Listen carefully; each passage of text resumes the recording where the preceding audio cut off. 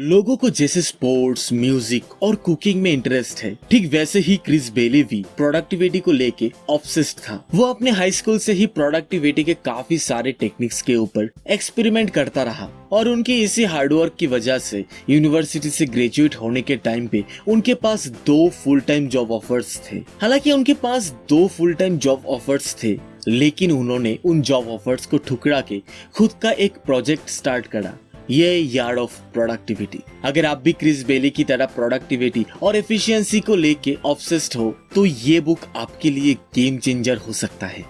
The point of productivity. Productivity is not just about doing more work in less time. It's about accomplishing more meaningful tasks and living a fulfilling life. एक सर्वे के मुताबिक एक average American हर दिन 8.7 hours काम करते हुए निकलता है, 7.7 आवर्स सोने में निकल जाता है, 1.1 आवर्स घर के काम करते हुए निकलता है, 1 आवर्स खाना खाने और पानी पीने में निकल जाता है, 1.3 आवर्स लोगों को केयर करने में निकलता है, 1.7 आवर्स अन्य सारे काम करते हुए निकलता है और 2.2 आवर्स लेजर एक्टिविटीज में स्पेंड करते हैं। हर दिन हम सभी को 24 आवर्स मिलता है अपने हिसाब से जिंदगी को जीने के लिए, लेकिन अगर आप अपने सारे कामों को हिसाब करके देखोगे कि अपने लिए ज्यादा टाइम बचता ही नहीं है और इसी जगह पे प्रोडक्टिविटी हमें रेस्क्यू करता है। अपनी जिंदगी में प्रोडक्टिविटी का इफेक्टिव टेक्टिक्स यूज करके हम अपने लिए समय निकाल सकते हैं। The 3 ingredients of productivity.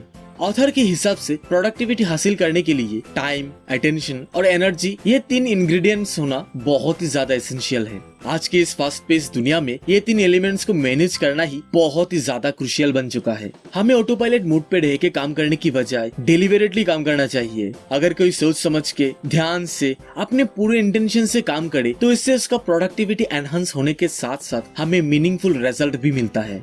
जब ऑथर ने अपने जॉब ऑफर्स को ठुकरा के खुद का project A yard of productivity start करा था, तब उन्होंने अपने इस प्रोजेक्ट के लिए ढेर सारे बुक्स, एकेडमिक जर्नल और प्रोडक्टिविटी के ऊपर डीप रिसर्च की। उन्होंने काफी सारे प्रोडक्टिविटी एक्सपर्ट्स को इंटरव्यू करने के साथ साथ प्रोडक्टिविटी के ऊपर बहुत सारे वाइल्ड और क्रेजी एक्सपेरिमेंट्स भी किया था। जैसे कि एक हफ्ते में करीबन 35 आवर्स उन्होंने मेडिटेट करा, हफ्ते में करीबन 90 आवर्स काम करा, हर सुबह 5:30 पे उठा, एक हफ्ते में 70 टेड टॉक्स वीडियो देखा, एटसेट्रा एटसेट्रा।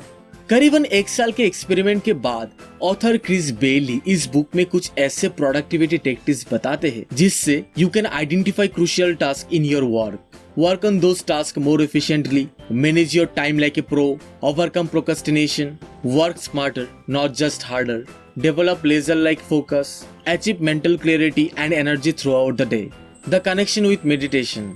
बहुत से लोगों को लगता है कि मेडिटेशन में 30 मिनट वेस्ट ना करके उस टाइम पे दूसरा कोई काम करके और ज्यादा प्रोडक्टिव बना जा सकता है। पहले ऑथर को भी मेडिटेशन और प्रोडक्टिविटी को बैलेंस करने में दिक्कत हो रहा था, लेकिन जैसे जैसे ऑथर मेडिटेशन को और ज्यादा एक्सप्लोर करता रहा, उन्होंने रियलाइज किया है कि मेडिटेशन और प्रोडक्टिविटी एक दूसरे के साथ जुड़े हुए हैं और मेडिटेशन करने से हमारी प्रोडक्टिविटी इंक्रीज होता है, क्योंकि मेडिटेशन हमें ऑटो पायलट मोड पे जाने से रोकते हैं। मेडिटेशन हमें इतना स्लो कर देते हैं जिससे हम सोच समझ के कोई काम कर सकते हैं।